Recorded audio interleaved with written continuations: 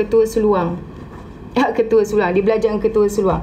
Jadi apa yang kita boleh nampak di sini kan, Syahir punya sambut cabaran kepada Rafizi tu, mula-mula kita agak terkejut lah kan, sebab cara dia sambut tu macam okey, YB Rafizi macam dia sedia menyahut cabaran lah, yang Sinar Harian keluarkan kenyataan dia tu. Lepas tu saya terkejut sebab ada pemimpin PAS yang berani berdebat. Rupanya mereka hanya berani di hadapan penyokong sahaja, dan membuat penyokong mereka ternganga lah mendengar khayalan propaganda mereka ini kan. Jadi bersetuju tanpa berfikir kot, nak suruh penyokong dia ni kagum dengan dia, mungkin lah.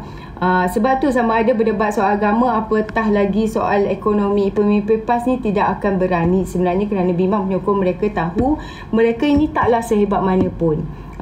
Jadi bagi saya cabaran itu hanya sekadar tunjuk hero yang sebelum ini yang disiarkan oleh Sinar Harian itu untuk penyokong-penyokong dia. Macam dululah sifu dia nak buktikan kononnya di pihak yang benar, dia saman. So menjeritlah walau-walau ni bila Sanusi ni saman. Tiba-tiba dia tarik saman, dah bayar ganti rugi.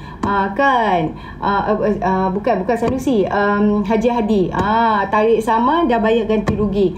Patut orang yang kena saman tu minta saman ditolak, tapi orang yang saman pula yang tarik saman. So samalah macam dia cabar Rafizi, dia juga yang tarik diri. Sekarang ni kita tengok memang mereka ni berani borak berdegah-degah di depan penyokong mereka, tetapi sebenarnya kesian lah kita tengok kesian. Sekarang ni bersyarah soal soal jawab. Jadi sekarang ni kalau kita boleh, macam mana, what's the word, kita boleh kata puak-puak PAS ni level ilmu dia tak adalah hebat mana. Dia orang ni cuma boleh pegang dalil je kot, dalil dunia bolehlah pegang. So patutnya kalau kita fikir secara logik, pembangkang yang akan ajak berdebat, tapi kali ni kita nampak kerajaan yang ajak pembangkang untuk berdebat. Dulu pembangkang yang sangat mahukan audit negara. Sekarang ini kita tengok kerajaan yang nak audit negara tu dibentangkan, dan pembangkang yang tolak. Kan dia jadi macam dah terbalik dah.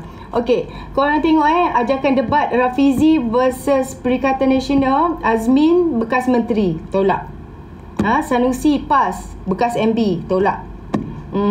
Syahir PAS kononnya terpaling anak muda yang boleh seorang yang bijak dan sebagainya, bla bla bla bla, tolak bacok ni.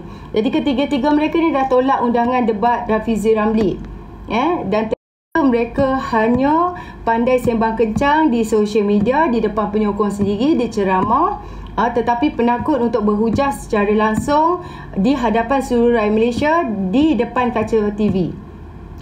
Jadi ini bukan ciri-ciri ahli politik yang kita carilah. Itu belum tanya lagi manifesto yang tak buat sebelum ni. Betul tak? Ada yang jawab kena undi saya dulu baru dapat manifesto.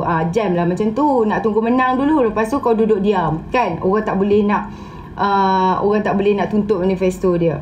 Okey, jadi sebenarnya kita sebagai rakyat Malaysia amat janggal kalau situasi politik kita jadi macam ini. Kerajaan pula yang beria untuk berdebat, untuk londehkan berkenaan isu-isu ini, tapi untuk wujudkan suasana politik yang matang dan bentang idea supaya rakyat ni dapat menilai. Betul tak? Dulu kerja-kerja macam ni pembangkang yang buat, desak kerajaan debat mengenai laporan audit negara, cabar mana-mana menteri untuk turun berdebat secara langsung di kaca TV. Pembangkang dulu bukan setakat lantang dalam social media, tetapi dia ready untuk bentangkan idea dan juga berdebat anytime, anywhere, in any situation. Tapi malangnya bagi rakyat Malaysia hari ini, pembangkang yang ada hari ini adalah pembangkang yang paling lemah dalam sejarah politik kita, dan ajak berdebat pun dia tak nak. Jago di media sosial saja, pompang atau petah ceramah sendiri, syok sendirilah kita kira. Dan bila Syahir Nomik ni tolak pelawaan untuk berdebat dengan Rafizi, maka dengan ini beberapa perkara telah dibuktikan bahawa politik yang sihat akan beri kekurangan besar kepada Perikatan Nasional. Dan PN hanya boleh menang dengan politik kaum. Lepas tu Perikatan Nasional ni dia tak ada dasar yang jelas dalam apa-apa isu berkepentingan dalam negara. Dan juga Perikatan Nasional ni terus menerus ketandusan kepimpinan yang berkualiti. Nampak tak? Jadi amat malam bagi rakyat Malaysia lah. Masa dia orang jadi kerajaan dulu pun gagal, masa jadi pembangkang pun gagal. Gagalism orang panggil.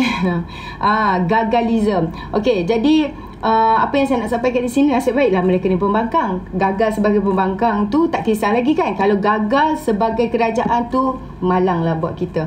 Okey, jadi itulah kita kata, kita nampak dah sekarang ni tak ada belang Panglima apa macam tu, penakut, betul tak? Termasuklah si Sanusi tu sendiri pun kalau berani debatlah, rakyat nak dengar kan. Barang buah orang panggil. Kalau Kelantan ni barang buah lah dia, sebab dia MP Bacok. Pesen tikam belakang, ajak berdepan jadi tikus, belakang jadi rimau, jadi singa, betul tak? Jadi jenis yang suka lempar batu, sorok tangan, model hero kampung lah, berkokok di kampung sendiri saja, masuk kampung orang penakut. Jadi kalau calon baru, daftar calon saja selesai, tu kira buah tak selalulah. Kalau dak buah bukan pah orang ya. Kalau dak cakap pelawak bukan pah. Atau pentas ceramah, dia selalu debat berpantun bagaikan hantuah. Senyap-senyap dia email kepada Rafizi menikus, cakap tak nak debat, tolak debat. Kalau Rafizi Ramli ni raja formula ke apa ke, korang perhabis kat atas pentas tu, luahkan kat atas pentas. Apa benda Rafizi, formula kau mana? Dulu bukan main kau formula begini, betul tak? Kenapa kalau kamu nak tunjuk hero rakyat yang geger wah tu, takkan luar gelanggang aja. Masuklah gelanggang, buktikan apa yang Rafizi kata tu. Tak, kalau berani kan, kata Rafizi, mana formula kau? Dulu kau kata macam ni. Kutuk depan-depan terus, bagi Rafizi jawab on the stage. Tapi korang tak berani nak buat macam tu. Malu sungguh. Malu. Soheh dia takut diri dia sendiri malu. Soheh. Set-set walaupun pun mari Syahir kata nak lawan Rafizi. Kemarin Syahir kata nak lawan Rafizi, dia pun bijak lah Syahir ni, bertemu buku dengan ruas lah, bla bla bla, tepuk lah, melompat dan sebagainya. Lala kawan tu senyap-senyap hantar email, lepas tu cakap tak nak debat. Bayangkan semasa Datuk Seri Anwar Ibrahim ajak pembangkang, ajak Najib debat, Najib pernah tolak sebelum dia berdebat pada bulan 5 tahun lepas. Sebelum itu Najib pernah tolak. PAS dan penyokongnya bantai Najib kau masa tu, masa dalam Pakatan Rakyat tu. Masa tu PAS bersama dengan Datuk Seri Anwar Ibrahim dalam Pakatan Rakyat. Dia kata apa? Pengecut lah, penakut lah, tak ada telur lah, macam-macam Najib kena bantai. Najib dan UMNO waktu itu di dalam kerajaan lah. Akhirnya last Najib setuju debat. Ingat tak bulan 5 tahun lepas?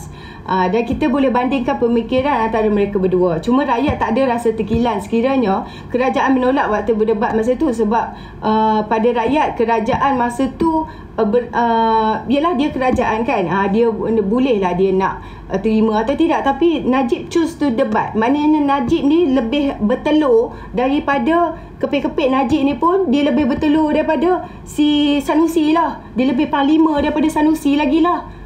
Kan, Najib pun berani debat dengan Datuk Seri Anwar Ibrahim. Sanusi dengan Rafizi pun tak berani, apatah lagi dengan Datuk Seri Anwar Ibrahim. Nampak tak? Jadi keadaan sekarang agak pelik dan janggal lah aku rasa. Sebab kerajaan yang bersungguh-sungguh ajak berdebat dengan pembangkang tapi semuanya jadi tikus, bersembunyi dalam semak, bersembunyi dalam lubang. Depan penyokong bukan main, di belakang penyokong senyap-senyap pergi email, kononnya nak tolak debat dan sebagainya. Jadi dia telah, penyokong-penyokong dia ni telah diperbodohkan lah, senang cerita. Jadi dalam ceramah TikTok bukan main. TikTok, dalam ceramah TikTok, hebatlah bantai kononnya kerajaan, gini gitu, bermacam tomahan yang tak berfakta dilepaskan, penyokong yang buta fakta pun takbir. Kan? Kononnya pemimpin mereka cukup hebatlah. Sepatutnya ini adalah medan yang terbaik. Debat ini adalah medan yang terbaik untuk pembangkang, untuk buktikan secara berdepan yang kerajaan sekarang ni tak cakap tak serupa bikin. Sebab itu yang korang kata pembangkang kena kemukakan idea ataupun pemikiran benar yang jelas apa hala tuju mereka. Kalau sekadar debat untuk bercakap kat ceramah, hebat kat TikTok saja, cemerlang di kemah kenduri saja, di depan penyokong saja, itu bukan hebat. Itu sembang kencang, itu sembang derah. Itu sembang derah nama dia. Waktu ini peluang terbaik lah untuk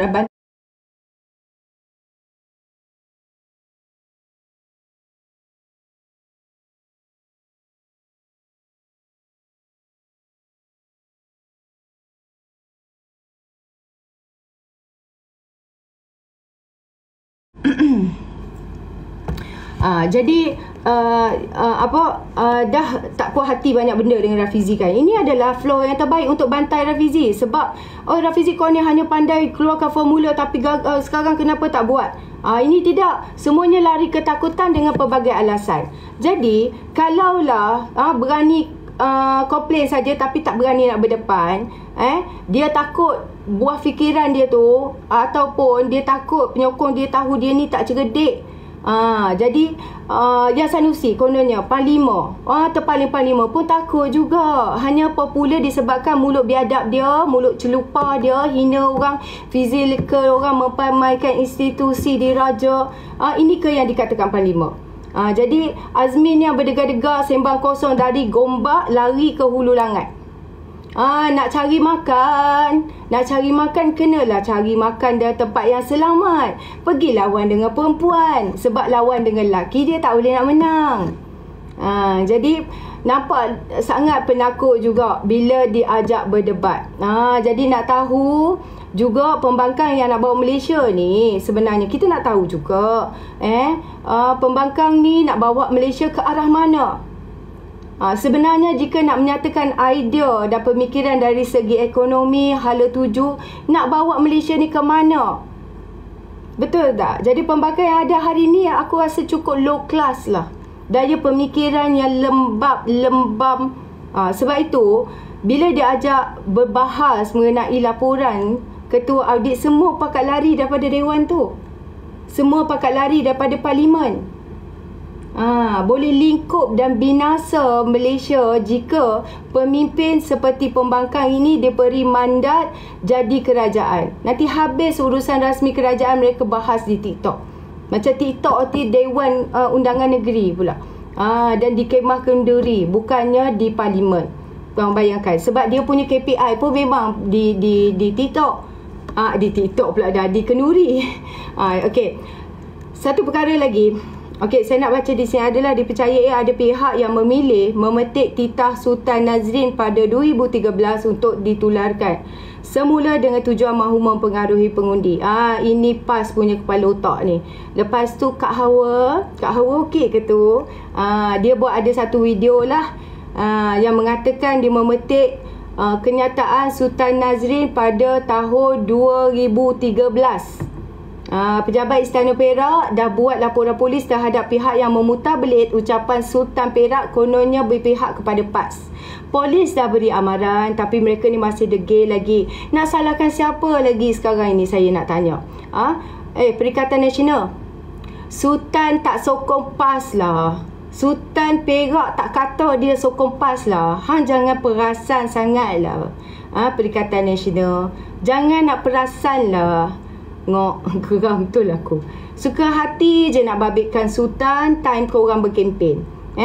Kamu tu tak ada polisi, kamu tu tak ada idea ke nak bentang sekarang ini. Melalui kenyataan media ditegaskan bahawa Duli Yang Maha Mulia Paduka Seri Sultan Perak, Sultan Nazrin Muizuddin Shah tidak sama sekali memihak dan jauh sekali daripada memberi sokongan terbuka kepada mana-mana kumpulan politik. Jadi pejabat Sultan Perak lapor polis video titah lama konon memihak kepada PAS. Dan dikatakan